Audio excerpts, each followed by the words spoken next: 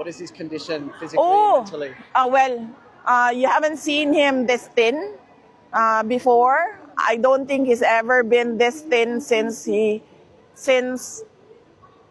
maybe before his marriage.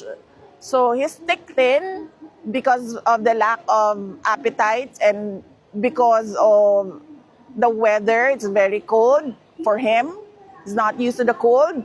And I think it's the way that they cook the food. It's not really traditional Filipino food. But I'm happy that he gets rice every day. But yes, he's given milk as well if he doesn't have the appetite to eat. VP, with regards with the timeline sa interim release ni PRRD, based dun sa mga conversation nyo or pag-uusap ninyo ng inyong mga lawyers ni Pangulong Duterte, ano pong tinitignan natin? Months, weeks? I asked the lawyers for the timeline of the interim release, and months was the answer, ma'am, not weeks. Months was the answer, but